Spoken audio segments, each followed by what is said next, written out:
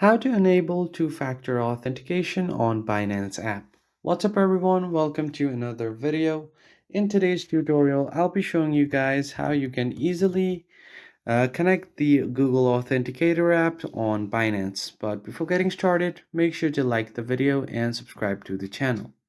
The first thing you need to do is open up your Binance application, and from here you just want to head over to your home page. And once you land on your home page, navigate your way to the Binance logo on the top left corner. Then tap on your user ID. And once you open up your account center, go ahead and tap on security. And once you have done that, you will find the two-factor authentication right on top. So you will have passkeys, that is your biometrics.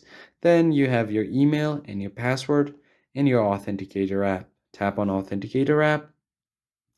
Now tap on this big yellow enable button, and now you will be getting a 16-digit passkey. You just have to copy this and paste it on your Google Authenticator app by tapping on this plus icon and then tap on add a new key. Or you can just directly scan this QR code to add it. And once you have done that, tap on next. Then you can enter the authenticator code that you just got and you should be good to go. I hope you found this video helpful. I'll see you guys on the next one.